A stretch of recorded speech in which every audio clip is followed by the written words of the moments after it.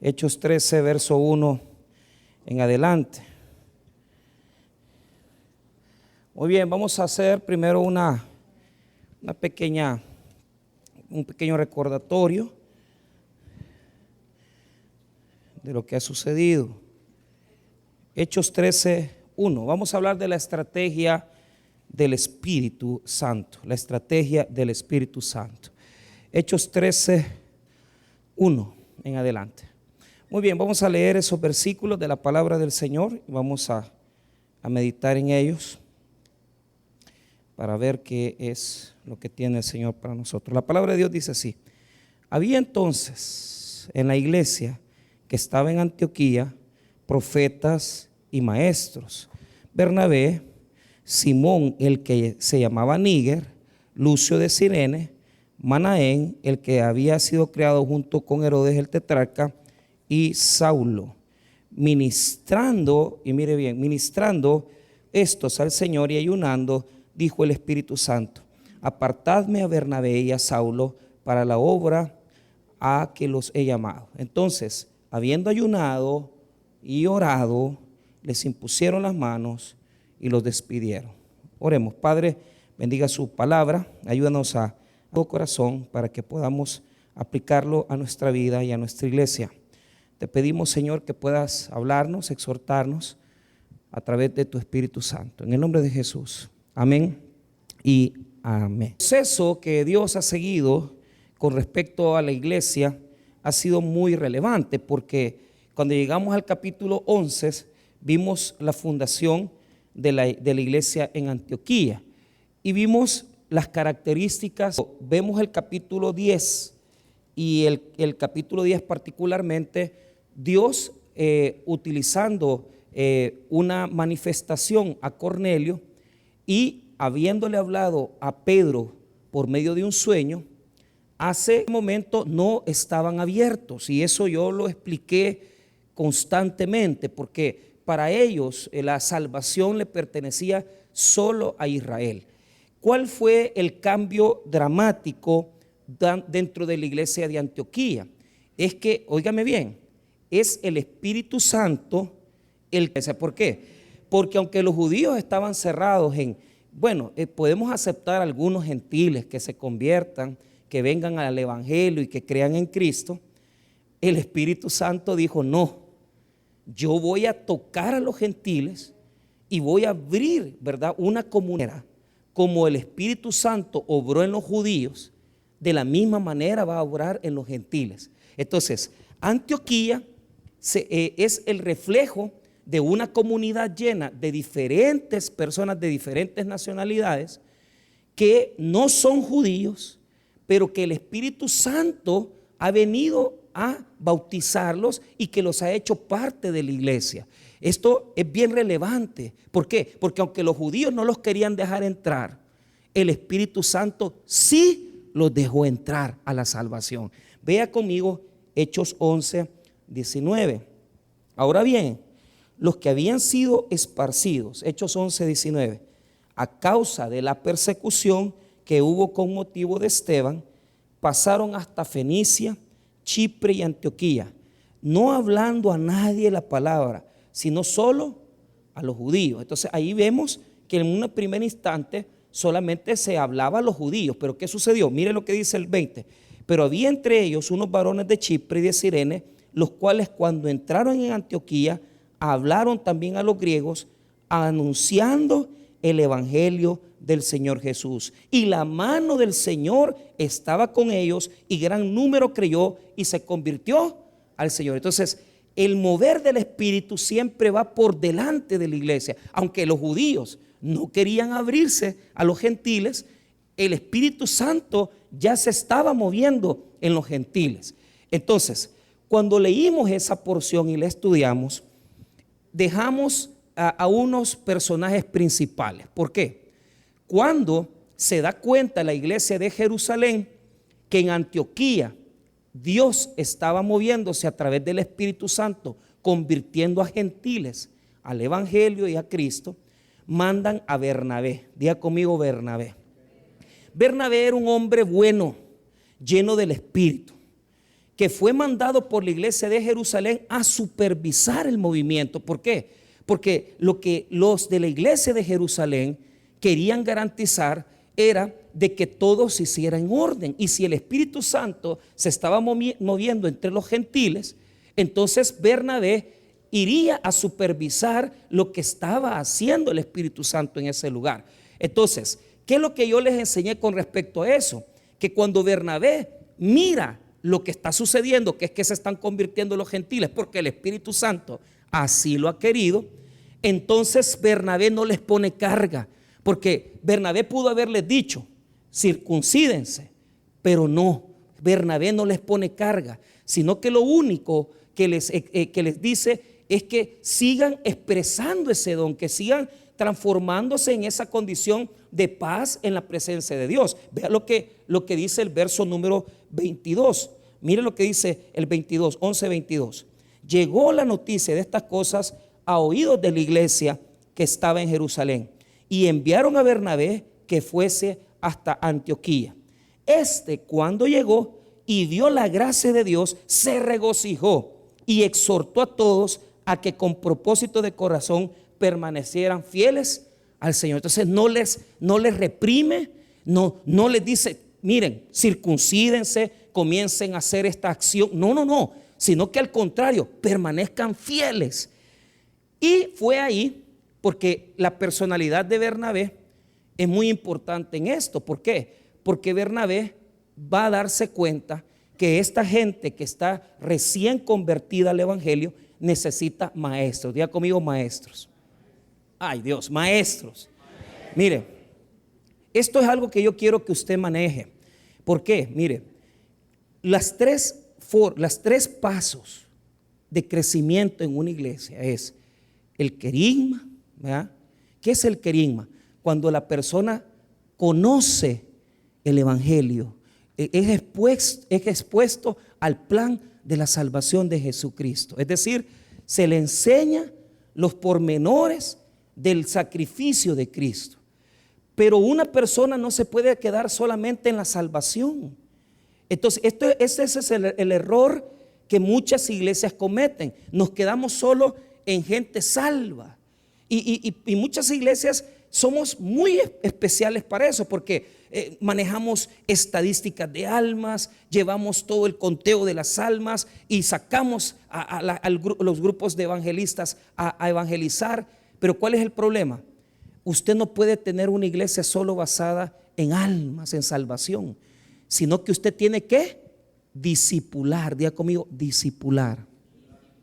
Mire, una iglesia sin discipulado es una iglesia sin crecimiento. Entonces, hay mucha gente, y les voy a dar un ejemplo. Por ejemplo, los días domingos, y esto me pasa y me duele mucho, porque yo estoy tratando de que la iglesia aprenda. La gente que viene a las 7 de la mañana es una gente muy especial y yo los cuido mucho, pero yo ya no tengo fuerzas para estar en todos los cultos. Entonces yo los veía muy tiernitos a los de las 7. Claro, ahí hay gente que viene ya, que algunos ya son antiguos, otros son recién convertidos, otros recién vienen al tabernáculo. Entonces yo decía, no quiero dejar este grupo, pero mi oración y mi deseo era que los de las 7 se quedaron a los grupos de crecimiento de las 8 de la mañana, es decir, al discipulado. Pero no quisieron. O sea, quizás el Espíritu Santo no quiere por ahí, ¿verdad? Sino que Él quiere otra forma. Entonces, ¿por qué cuido a los de las 7? Porque ellos solamente vienen a ese culto. O sea, ellos no se congregan en otro culto. Entonces yo veo, por ejemplo, cuando yo les predico cosas bien esenciales de Jesús, ellos no las conocen. Algunos que sí, que ya tienen sus años en el evangelio, ¿verdad? Sí me responde, pero yo les hago preguntas muy sencillas y ellos no me pueden responder. ¿Por qué? Porque se han quedado solamente en la salvación. Es decir, es que yo ya tengo a Cristo. Pues sí, pero ¿qué es lo que dice el llamado de Jesús? ¿Qué es lo que dice la misión? Ir y hacer discípulos. Y discípulo es el que aprende. Entonces, si yo no formo discípulos, me voy a quedar con una iglesia llena de gente que puede decir con toda fidelidad. Es que yo tengo a Cristo, yo conozco al Señor, pero ¿cuál es el punto? No pueden defender su fe. Y por eso no maduran. Y por eso no crecen. Y por eso, hermano, es que tenemos unas congregaciones que no tienen estabilidad. Y a mí me preocupa mucho, porque yo quisiera que todo el grupo de la mañana se reuniera en un solo culto, que las 300 personas estuvieran en el culto de las 9 o 10, pero no se puede, porque no puedo obligar a los de las 7 a bajar a las 10 de la mañana, ni a los de las 10 a subir a las 9, ¿verdad? O sea, es algo muy complicado. Pero primero recibimos el carisma, que son los principios básicos de la salvación. Después recibimos el discipulado. A esto se le llama la didaché. La didaché es los principios doctrinales que ordenan nuestra vida cristiana. Y por último está la didascalo, que es cuando el discípulo se vuelve un maestro. Pero ese es el problema, o sea, que yo veo que muchas personas no dan el paso, ¿verdad?, del discipulado a ser maestros. ¿Y cómo nos hacemos maestros? Cuando comenzamos nuestro liderazgo, cuando evangelizamos, cuando defendemos nuestra fe y somos capaces de conocer los fundamentos de la fe evangélica que tenemos. De esa manera cerramos el círculo. Entonces, Bernabé, cuando ve que el Espíritu Santo está tocando a todos los de Antioquía, manda a traer a Pablo. Pablo viene con Bernabé porque lo que está haciendo Bernabé es ayudando a que estos tiernitos tengan enseñanza bíblica, que se les enseñe el Antiguo Testamento, que se les enseñe los principios básicos de Jesús, que se les enseñe lo que Cristo enseñó. Entonces, mire lo que hace Bernabé. Cuando ve que hay gente tiernita, dice, no, a estos hay que cuidarlos, les vamos a poner un maestro. Y por un año entero, tanto Bernabé como Pablo enseñaron el evangelio. Mire lo que dice el versículo número 24. Mire el carácter de Bernabé, 11:24. Porque era varón bueno y lleno del Espíritu Santo y de fe, y una gran multitud se agregaba al Señor. Pero mire esto, el versículo 25. Después fue Bernabé a Tarso para buscar a Saulo, y hallándole le trajo a Antioquía, y se congregaron ahí todo un año con la iglesia y enseñaron a mucha gente, y a los discípulos se les llamó cristianos por primera vez en Antioquía. Entonces, mire bien, ¿qué fue lo primero? ¿Cuál fue la estrategia que utilizó Bernabé? El Espíritu Santo toca los corazones y usted tiene que darle enseñanzas a los tiernitos. Trae a Pablo para darle enseñanza. Un año fueron maestros de esa iglesia. Pero ¿qué es lo que impresiona? Que en un año, en un añito, mire bien, ya habían aprendido 3 cosas. Uno, aprendieron a dar, aprendieron a orar, aprendieron a ayunar en un año. Y mire, a mí me impresiona porque hoy en día, como no hay enseñanza bíblica, como la gente no quiere aprender Biblia, la gente desconoce estas cosas, y por eso es que nuestras congregaciones carecen de oración, carecen de ayuno, carecen de intercesión. O sea, usted pone a un tiernito y le dice, mire, comience a orar, vaya a orar por un enfermo. No pueden, hermano, no saben. Yo le garantizo que en este mismo lugar por lo menos hay un 20% de personas que no saben orar por los enfermos. Yo se lo puedo garantizar. ¿Sabe por qué? Porque no tenemos enseñanza. Porque hermano, nos hemos acostumbrado nada más al hecho de que ya tengo a Cristo en mi corazón, ya soy salvo y ya estuvo todo. No, tenemos que seguir el camino de crecimiento, tenemos que desarrollarnos como iglesia. Y ya le voy a explicar este punto. Entonces, cuando ya ellos reciben la enseñanza por un año, deciden mandarle una ofrenda a la iglesia de Jerusalén, y allí tanto Pablo como Bernabé van a Jerusalén a dejarle la ofrenda a los hermanos de Jerusalén. Mire lo que dice el versículo 29 y 30. Entonces los discípulos, cada uno conforme a lo que tenía, determinaron enviar socorro a los hermanos que habitaban en Judea, lo cual en efecto hicieron, enviándolo a los ancianos por mano de Bernabé y de Saulo. Entonces ahí dejamos a Bernabé y Saulo. Ahora, Bernabé y Saulo van a Jerusalén, dejan la ofrenda en Jerusalén y regresan ¿a dónde? A Antioquía. Así cierra el capítulo 12, versículo número 25. Léalo conmigo, 12:25. Mire lo que dice.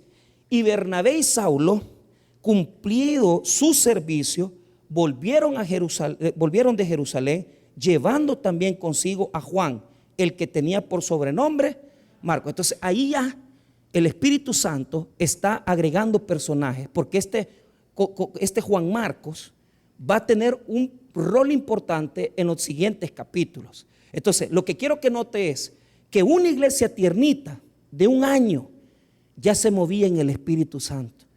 Y cómo debemos nosotros, hermano, pedirle a Dios que nuestra iglesia sea una iglesia llena del Espíritu Santo. Pero no con eso que la gente piensa que se van a comenzar a levantar, ¿verdad?, personas a hablar en lenguas o que vamos a tirar gente. No, estoy hablando, hermano, de una iglesia llena del Espíritu Santo. ¿Sabe por qué? Porque estamos llenos de personas que ponen su servicio en las manos de Dios. Y yo le voy a hacer una pregunta a usted que está aquí sentado. Primera pregunta que le voy a hacer: ¿qué talento Dios ha puesto en sus manos? ¿Qué don el Señor le ha dado? Esa es una pregunta que yo les tengo que hacer mandatoria, porque si usted ya tiene 5 años de ser evangélico, usted tiene que decir: bueno, Señor, ¿y a mí para qué me pusiste en la iglesia? ¿Para estar sentado aquí nada más el día jueves? No.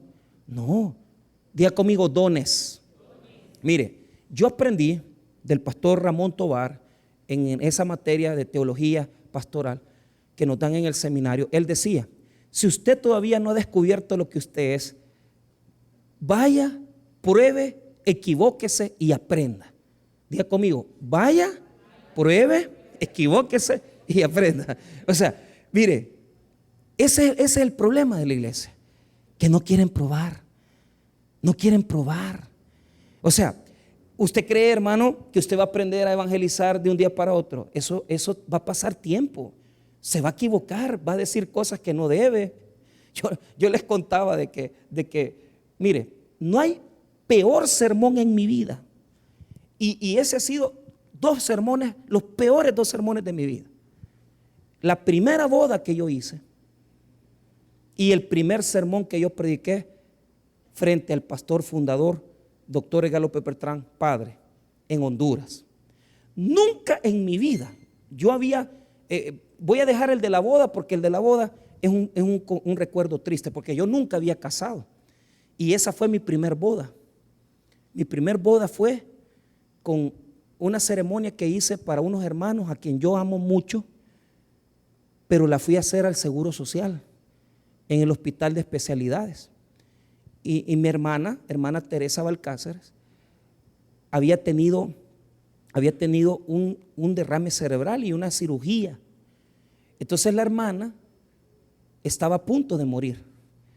Y me habla el esposo, el diputado, Roberto Balcáceres, y me dice: pastor, me dijo hermano Michael, porque yo recién me había graduado de pastor.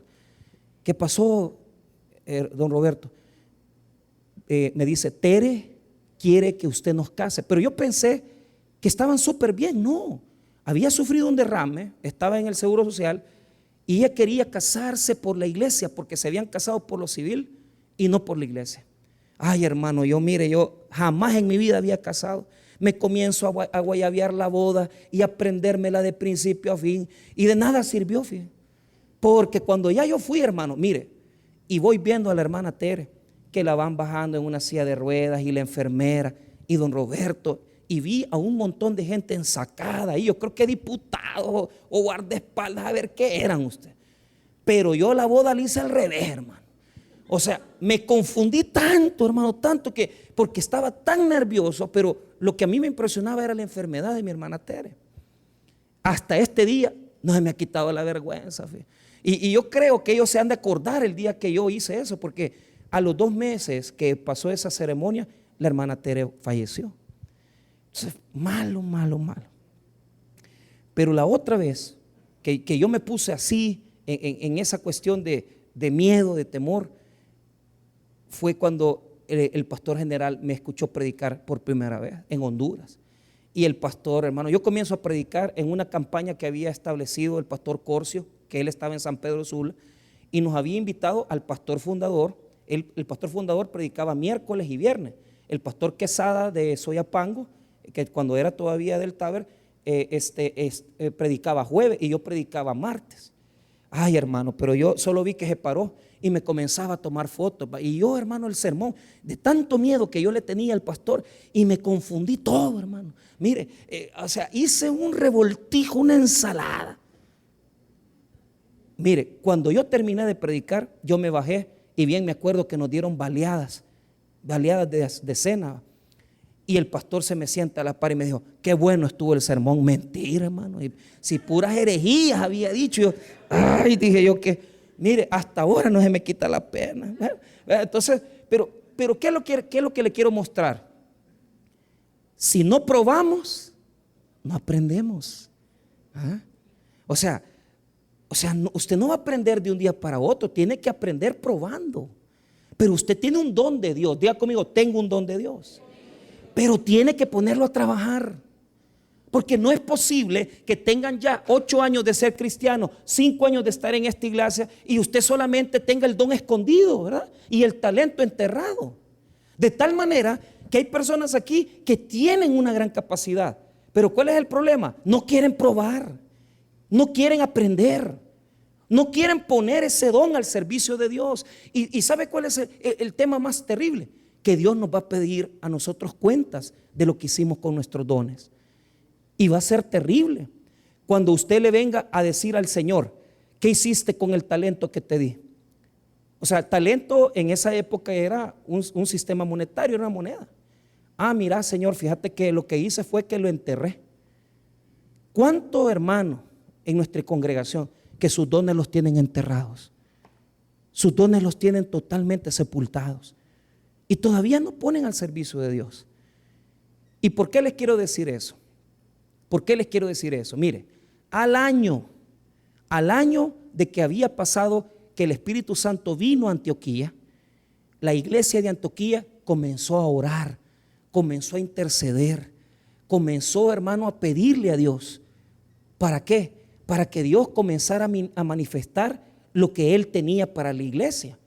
Entonces, yo sinceramente, yo quisiera que esta fuera una iglesia como Antioquía, llena de gente de dones, llena de gente de talentos, que no le tengan pena ir a una comunidad y compartir un tema en la escuela bíblica de la comunidad, que no tengan vergüenza. Mire, aquí tenemos ejemplos. El hermano Manuel es un ejemplo, el hermano Franco. O sea, ellos son personas que no han estudiado para poder ser pastores, pero ¿qué pasa? Ya están enseñando en nuestras comunidades de fe. ¿Y qué hacen? Preparan la enseñanza, llevan el mensaje y comparten con todos. Así lo hacen la gran mayoría de los que comparten en comunidades. Pero ¿cuál es el punto? Muchos de nosotros no queremos ir, no queremos incomodarnos, y el don lo tenemos escondido, el don lo tenemos enterrado y no sabemos lo que Dios ha puesto. Ahora, ¿por qué se los tengo que decir? Una vez que regresaron a Antioquía, mire lo que ha sucedido en Antioquía. Vea lo que dice el capítulo 13, verso 1. Había entonces en la iglesia que estaba en Antioquía profetas y maestros. Ahí vamos a quedarnos. Profetas y maestros. Mire, aquí hay un punto. Nos va a dar 5 nombres de personajes. Entonces, ponga atención. Lo que no sabemos es quiénes eran profetas y maestros. Y no sabemos si todos eran profetas y maestros. Pero son dones que usted tiene que descubrir. Le voy a dar un ejemplo. Hay varios dones, pero le voy a dar los más conocidos. Está el don de ser pastor. El pastor es el que está apacentando la grey de Dios, ¿verdad? Pero el pastor puede ser, es pastor y maestro. El único don doble es el de pastorado, porque el pastor es maestro. No puede haber pastor que no sea maestro, pero pueden haber maestros. Entonces, por ejemplo, yo pongo a predicar a alguien y yo inmediatamente yo sé que ese predicador no es maestro. porque lo que está dando es una clase. Entonces, esa gente es la que usted tiene que poner a darle clases a la gente, es la que tiene que mandar a bíblica, los que tienen dones de maestros. Y hay gente que tiene dones de pastor, hay gente que tiene liderazgo y uno lo nota claramente, pero también hay dones de evangelista. Mire, aquí hay muchas personas que tienen un don de evangelista tremendo. Ellos presentan el evangelio y con 3 enseñanzas bíblicas, y la gente rapidito le responde porque los usa el Espíritu Santo, y ya las personas se convierten rapidito. Eso yo no lo puedo hacer. Mire, yo trato muchas veces, y cuando voy a evangelizar, yo me topo con ese problema, porque yo trato de explicar y yo ya ocupando la Biblia y la teología, y no me hacen caso, hermano. Mire, 1 hora puedo hablar con alguien y no recibe a Cristo. Y hay hermanas que ahí van y con el tratadito y venga, y al rato ya los tienen orando, ¿verdad? ¿Por qué? Tienen un don. Ese no es mi don. Ese no es mi don. Yo no tengo don de administración.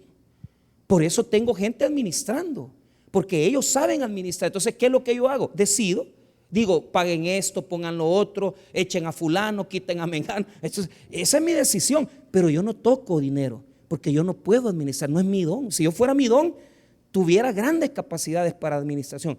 Las tengo mínimas, porque las tengo que usar, pero no es mi fuerte. Por eso tengo consejeros, y los 2 consejeros, ¿verdad? En el sentido que a veces yo digo, mire, es decir, mira, ¿qué opinas de esto? Son los que están administrando la plata, que están viendo cuánto entra. Pero, por ejemplo, para tomar decisiones, muchas veces yo se lo pregunto a líderes, le consulto a hermanos de la iglesia que yo sé que son gente que apoyan, mire, ¿qué opina de esto? Y ahí vamos decidiendo, pero no me meto yo en lo que no es mío, porque no es mío.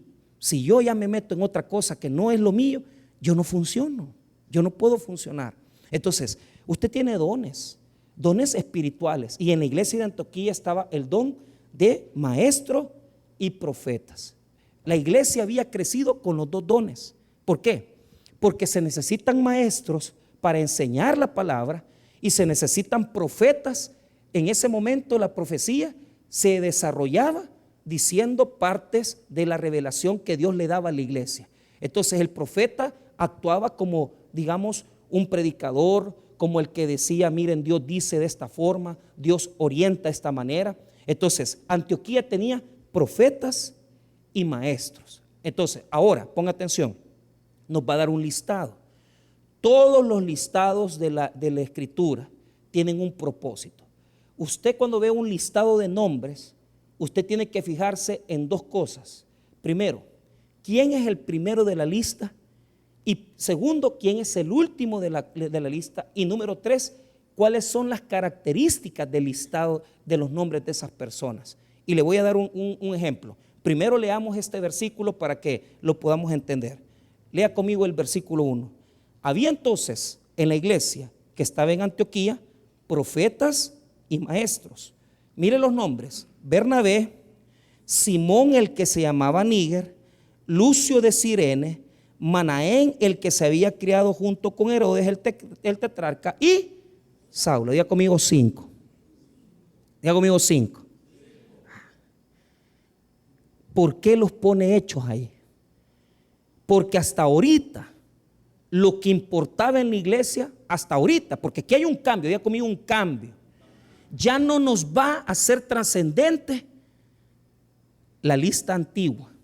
Y ya se la voy a mostrar cuál es la lista antigua. ¿Quiere ver la lista antigua? Vaya conmigo a Lucas 6, 12. Ahí está la lista que estaba al principio. Mire bien, Lucas 6, 12. Ahí va a tener usted una lista importante. Lucas capítulo 6, versículo 12.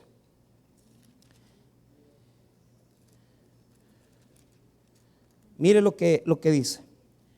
Mire cómo Jesús oró a Dios y a través de la oración escogió a los apóstoles. Esto es bien importante. Mire el listado, Lucas 6, 12. Dice así: en aquellos días él fue al monte a orar y pasó la noche orando. Mire qué importante el orar por el liderazgo de la iglesia, hermano. Mire, o sea, a veces, mire, yo se lo digo de todo corazón, yo he sufrido tanto con esto, porque a veces yo digo, Señor, ¿y cuándo Cuando o sea, yo he pedido pastores, he tratado de traer pastores y de repente se va Guido, se va Tony y yo digo, ¿y qué está pasando aquí? Pues que habrá un espíritu ahí en el Cerro de las Pavas que no deja que esto camine. Entonces, no, es que no es eso. Es que, ¿sabe cuál es el problema? No todos estamos orando por lo mismo. Y ahí está el problema. Entonces, cuando Jesús ora, le pide dirección a Dios, a su Padre. Y mira el verso 13. Y cuando era de día, llamó a sus discípulos y escogió a 12 de ellos, a los cuales también llamó apóstoles. Ahora, note esto, mire el listado. Mire, a Simón, a quien también llamó Pedro, Andrés, su hermano, Jacobo, Juan, Felipe y Bartolomé, Mateo, Tomás, Jacobo, hijo de Alfeo, Simón llamado Celote, Judas, hermano de Jacobo, y Judas Iscariote, que llegó a ser él. Entonces, el primero es Pedro y el último es Judas. Entonces, ¿por qué les dije yo que es importante? Porque el primero es el más importante de todos y el último es, en este caso, el traidor, el que va a traicionar a Jesús. Entonces, quiero que note esto. Quiero que note esto. ¿Por qué Pedro está al principio? Porque él era el vocero, él era el que hablaba con Jesús.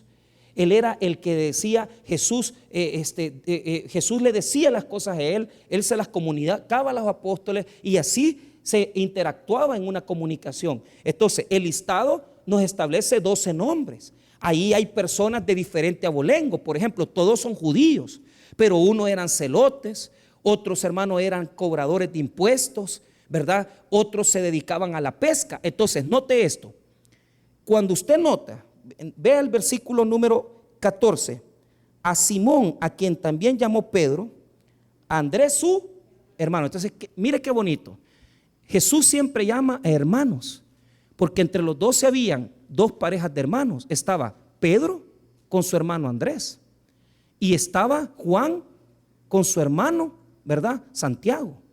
O sea, eran hermanos. Diga conmigo, hermanos. ¿Qué profesión tenían estos hermanos? Pescadores. Amén. Pescadores. Entonces, eran pescadores, pero el grupo, mire bien, ponga atención. Pedro y Andrés eran pescadores de escasos recursos, porque ellos pescaban con redes. Pero Jacobo y Juan dice que su padre, ¿verdad? Que su padre tenía un negocio pesquero. Entonces, ellos se dedicaban a trabajar con su padre. Entonces, 2 tipos de pescadores. Pescadores que tienen un poquito más y pescadores que tienen un poquito menos. Ahora, note esto, ahí hay cobradores de impuestos, hay personas religiosas, hay de todo, diga conmigo, hay de todo. Entonces, en esta primera comunidad hay diferencias sociales, hay diferencias de oficios, pero todos eran los apóstoles. Ahora, en esta nueva comunidad, no, en estos 5, es la comunidad de Antioquía. El primer nombre que vemos es Bernabé y el último que vemos es Saulo, que es Pablo. Ahora, vaya conmigo nuevamente a Hechos para que usted lo note. Esa es la relación que quiere hacer el texto bíblico. La relación es que nos fijemos en los que están formando el grupo. El primero es Bernabé y el último es Pablo. Y fíjese que nosotros tenemos la costumbre de poner, es que Pablo fue el apóstol, ¿verdad? Los gentiles. Pero en esta lista, Pablo es el más pequeñito. Pablo es el menor. ¿Por qué piensan que puso primero a Bernabé y por qué se piensa que puso de último a Pablo?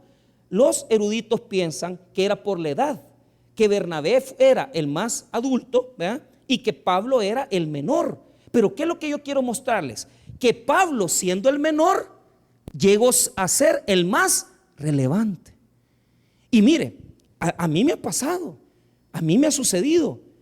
Cuando fundamos el tabernáculo de Intipucá, yo mandé un grupo de 8 estudiantes.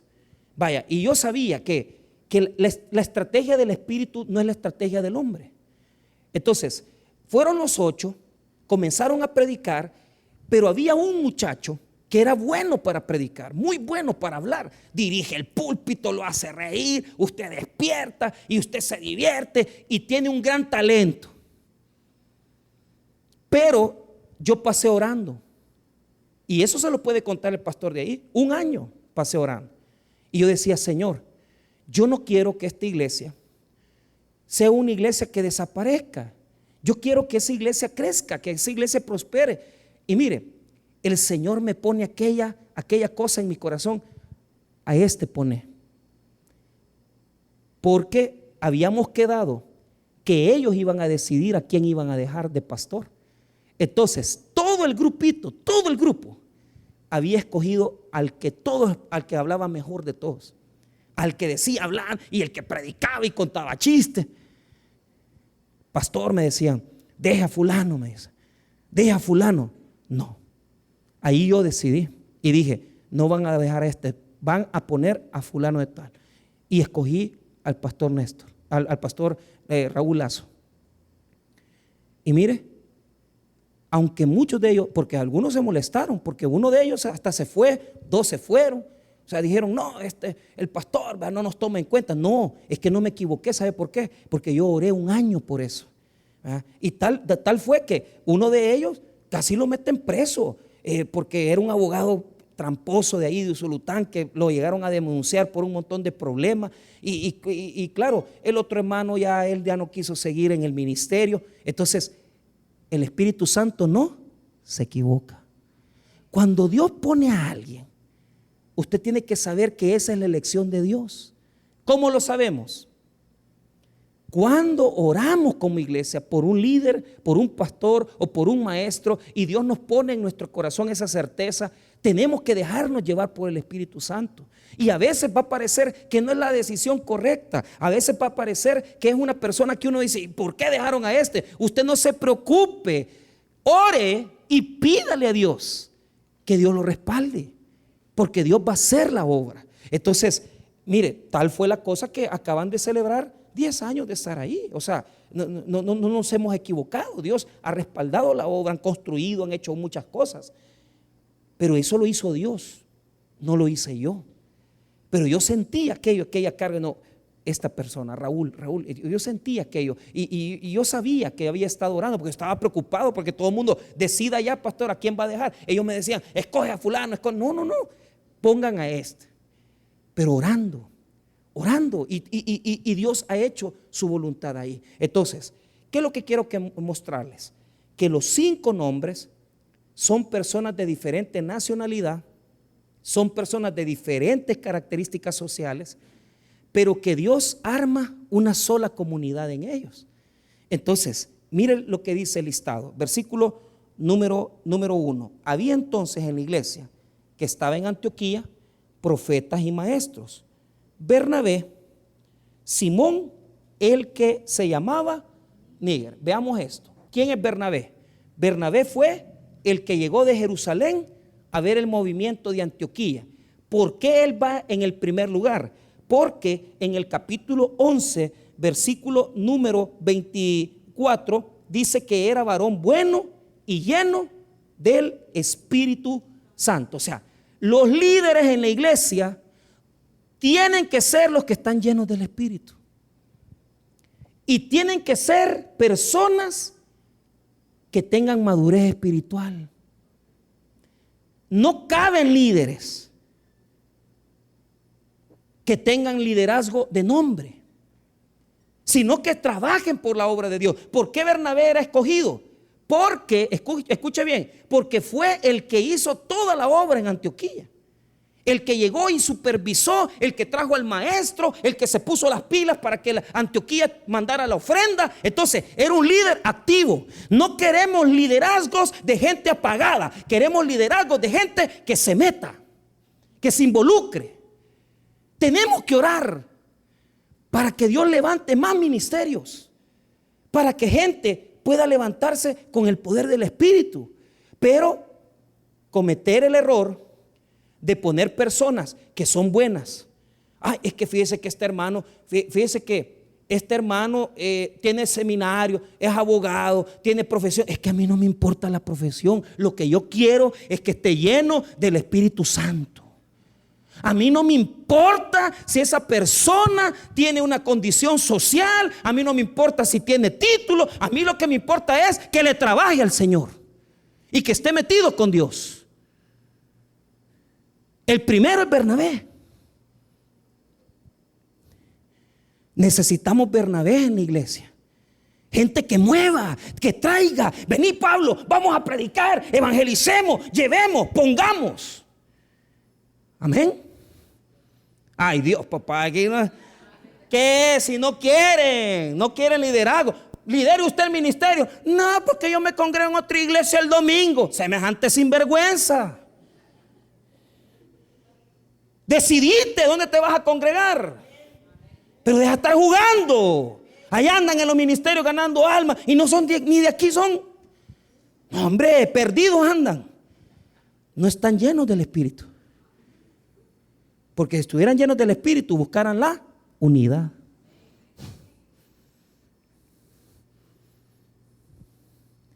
No buscamos la unidad. Buscamos la división, la separación, el conflicto.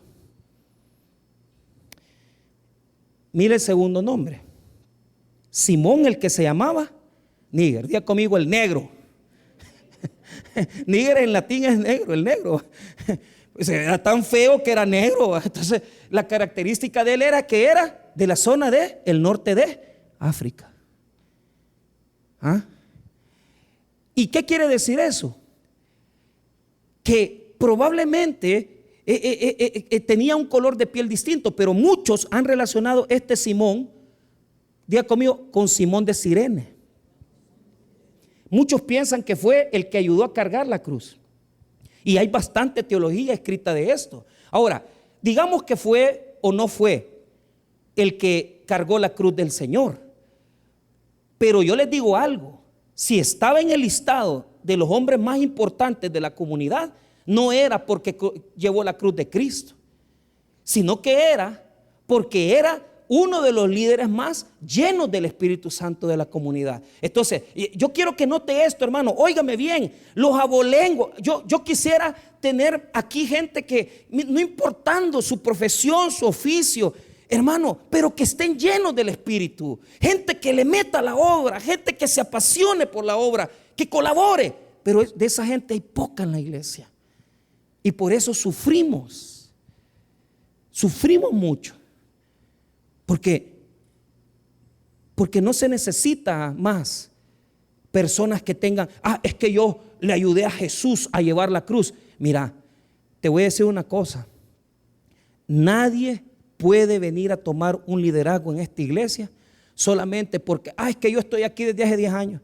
Es que yo estoy aquí desde hace 7 años. Mira, no importa que estés desde hace 8 años, o 10, o 15, o 20. Lo importante es que el Espíritu Santo te dé una obediencia renovada y que seas capaz de obedecer y permanecer y estés firme y crezcas en esos 20 años. Pero cuando hay liderazgos que se quedan, es que yo le ayudé a Jesús a cargar la cruz. De esos liderazgos yo ya me puedo un montón, ¿verdad? De gente, por ejemplo, allá en Usulután me decía, nosotros venimos a orar por este terreno, con nuestros pies descalzos pisamos esta tierra y tenemos aquí, qué bueno, les decía yo, pero ¿saben qué? Son haraganes, no quieren trabajar. Y ahí me pasaban diciendo, nosotros somos los fundadores, y a mí qué me importa.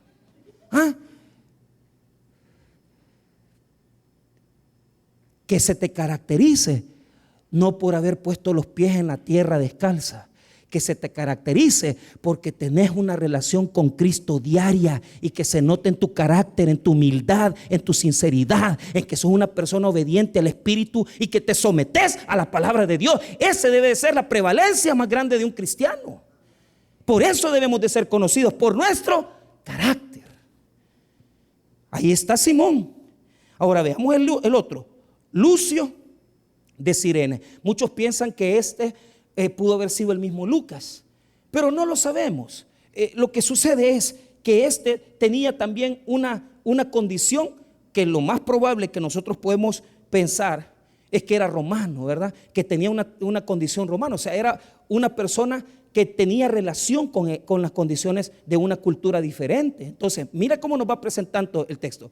Personas de color, personas que están siendo judíos, que han trabajado por la obra, personas que son de la cultura romana, cultura diferente.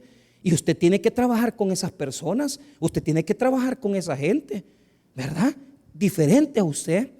Aunque algunos sean negros, unos sean chaparros, otros sean cheles, galanes, pequeños, enanos, lo que usted quiera, usted tiene que trabajar con todos. Pero hay gente que, ay no, con ese no quiero trabajar, es que ese es pícaro, es que ese es estafador, es que no sé qué. Nunca vas a trabajar con nadie, porque aquí está representada toda la iglesia.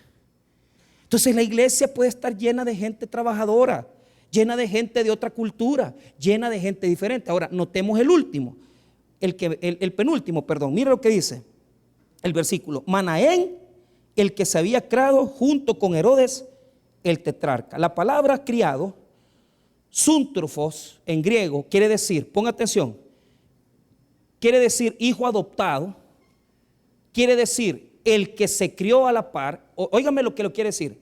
Herodes Antipas, en las cortes de los grandes emperadores y reyes, los que tenían dinero adoptaban niños para que jugaran con sus hijos. Entonces, este Manaén había sido uno de esos adoptados que se había criado a la par de Herodes Antipas. Herodes Antipas fue el que mandó a matar a Juan el Bautista y el que participó del juicio corrupto que le hicieron a Jesús. Pero ¿qué quiere mostrar el texto? Que había, mire, y cuello. O sea, se convertía gente muy poderosa y se convertía gente con dinero. En una comunidad se necesita gente humilde, gente que tiene, gente que no tiene, gente que tiene título, gente que no tiene título. Pero es que no importa, hermano, esas condiciones, porque lo que es trascendente, lo que es importante de una comunidad es que trabajen unidos. Si este es negrito, si este tiene pisto, si este no tiene pisto, ¿por qué lo vemos de menos, pues? ¿Por qué siempre andamos seleccionando al que me cae bien? Este es el que me aplaude, este es el que me cae bien. Vaya y trabaje con el que le cae mal. Vaya y trabaje con el que no tiene. Pero muchas veces hacemos comunidades selectivas. Y aquí está el grupito. Eso se llaman los nicolaitas, ¿verdad? Los nicolaitas son los que hacen grupitos. Aquí estamos los espirituales. Aquí estamos los de la generación antigua. Aquí estamos los que somos, ¿verdad? Los que nosotros venimos y somos espirituales porque nosotros ayunamos. Mire, en la iglesia de Cristo, todos somos iglesia, hermano. Oiga bien lo que le voy a decir. Deje sus grupitos, deje sus elecciones, porque en la iglesia todos tenemos el Espíritu Santo y todos hemos sido comprados con la preciosa sangre de Jesucristo el Señor. No vea de menos a nadie. Todos somos comunidad, todos somos iglesia. Y yo admiro eso. ¿Por qué razón? Porque cuando ya la iglesia se unifica, mire qué bonito lo que hicieron, unidos. Por eso usted estaba cantando aquel día, ¿va?, en su ministerio, dice, unidos, unidos. Y yo siempre que canto, porque eso lo cantamos cuando terminamos brigadas, cuando ellos van a servir. Pero yo digo, ¿será que estamos unidos de verdad o desunidos? Yo siento que estamos más desunidos, fíjate. ¿Ah? Porque qué desunión de gente. ¿Ah? Qué desunión de gente que anda haciendo una cosa, el otro por otro lado. ¿Y qué pasa, pues? ¿Qué pasa, iglesia?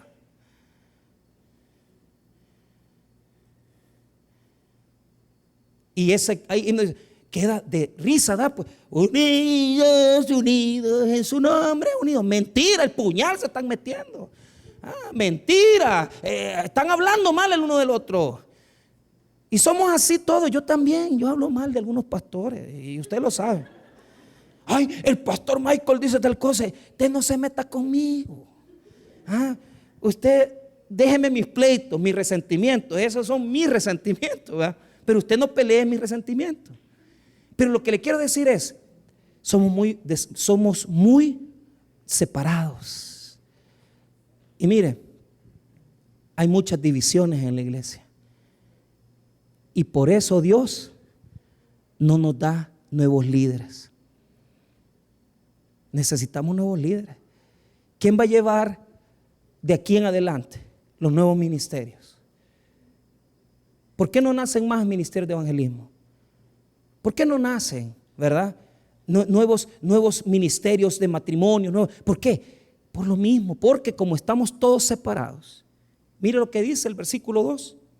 Ministrando estos al Señor y ayunando, dijo el Espíritu Santo. Todos estaban unidos, orando, ministrando. La palabra ministrar, diga conmigo, sirviendo. Todos servían, todos oraban, todos ayunaban. La palabra latreia en griego quiere decir servicio en el culto, servicio ministerial. Todos servían, todos andaban metidos. Aquí nadie es superior, aquí vos no tenés más que yo. Todos somos iguales, todos oramos, todos ayunamos, todos nos metemos. Cuando hicimos la vuelta aquella, en las vacaciones de semana zángana, ay, qué cansada esta vuelta. Y era cierto, usted qué cansada de esa vuelta que nos hicimos. Y venimos aquí a la Santa Cena, ¿va? Y todos sudados, todos ahí, todos. ¿Y cómo? Pues si habíamos andado en la gran vuelta. ¿Y a quién se le ocurren estas cosas? Y que no sé qué. Pues, yo digo, bueno, entonces no hagamos las cosas para caerle bien a la gente. Nunca vamos a quedar bien con la gente. Hagamos las cosas para quedar bien con el Señor. De corazón, hagámoslas bien, hombre, hagámoslas bien. Cuando haga algo para la obra y para la iglesia, deje de andar renegando y sirva, hombre, punto. Ore, ayune, ministre y cállese y deje que la obra del Espíritu Santo obre. Y mire lo que hizo Dios. A los que eran maestros, a los que eran profetas, Dios por medio del Espíritu los apartó. Diga conmigo, los apartó. Entonces Dios dice, a estos ya no los quiero aquí, los quiero allá. Y toda la iglesia unida, representada por los 5, más toda la gente, porque no solo eran 5, eran toda la congregación, pero los 5 representaban a la iglesia. Mire lo que hicieron, orando, y de repente los eruditos piensan que un profeta dijo, el Señor dice que aparten a Pablo y a Bernabé. Mire lo que dice el versículo número 2. Ministrando estos al Señor y ayunando, dijo el Espíritu Santo, apartadme a Bernabé y a Saulo para la obra a los que le he llamado. Entonces, habiendo ayunado y orado, les impusieron las manos y los despidieron. Mire cómo se levantan los líderes. Todos nosotros unidos, orando, ayunando y sirviendo. Y Dios dice, este lo quiero aquí, este lo levanto para hacer esta obra, a este lo quiero allá. Y Dios comienza a obrar en el Espíritu. ¿Cuál es la estrategia del Espíritu Santo? Dios, hermano, hace una obra especial a través del Espíritu. ¿Por qué? Porque no es la iglesia la que los escogió, sino que fue Dios. La iglesia oró unida, ayunó unida y sirvió unida. Y de ahí Dios levantó a los servidores nuevos. Y estos dos siervos, Pablo como Bernabé, que eran maestros, ya no son maestros, sino que se hacen misioneros. Diga conmigo, misioneros.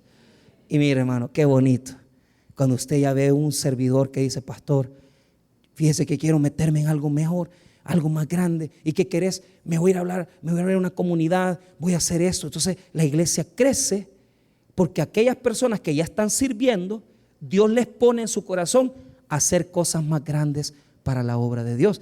Y yo les voy a dar ese ejemplo. Un ejemplo, y con este cierro. Este caso que yo le digo del pastor Raúl, es una familia que yo aprecio mucho. Porque fíjate que cuando yo terminaba el culto, su niña, la menor, Fini, estaba así, la chiquita. Entonces terminaba yo el culto y la finita se me llegaba a agarrar de la pierna y me decía: Dios le bendiga, pastor. Y yo feliz, hermano, porque yo, la niña bien bonita, y ellos siempre se sentaban ahí. Pero un domingo yo prediqué un sermón así, de dones y talentos, y lo basé en el llamamiento de Moisés. Y ese día yo bien me acuerdo que se levantaron 14 personas. Esos 14 sintieron el llamado para estudiar en el seminario. De esos 14 se graduaron quizás 6. Y uno de esos que se graduó fue Raúl. Pero ¿sabes qué especial para mí? Que cuando él ya se iba al tercer año, ya se iba a graduar. Pastor, ¿y qué hago? ¿Sabe qué? Andate de aquí, le dije. Mire cómo es el Espíritu Santo. Dice: andate de aquí, yo ya no quiero que estés aquí. Pastor, pero este es mi lugar, esta es mi silla. Andate, le digo, vos ya creciste. Y se va con su esposa, con sus hijos, y se va a abrir la obra que yo le estoy diciendo. A mí me dolió verlos irse, pero él siempre le da risa. Usted, pastor, ya la riega. Cuando yo le llegué a predicar qué iba a hacer con el ministerio, usted me echó de la iglesia, y no, para eso somos, pues. ¿Y para qué vamos a tener aquí gente ya formada y teniéndola aquí sentada? Y que vayan a predicar, que vayan a evangelizar. Y ahora que llegué el viernes a la vigilia, la finita así usted: hola, pastor. Y yo: hola, hija. Así: hola, hija, ¿cómo te va? Y esta es la niña que se me llegaba a amarrar del pie, de la pierna. Así como creció finita, así crecieron ellos dos, sus papás, en el servicio y en la madurez al Señor. Por eso ustedes no tienen que quedarse estancados. Asciendan, comprométanse y comiencen a hacer otras cosas que agraden a Dios, para que Dios pueda bendecir sus vidas. Pónganse disponibles al Espíritu Santo y díganle a Dios: Señor, heme aquí, envíame a mí. Vamos a orar, hermanos. Padre, gracias por su palabra.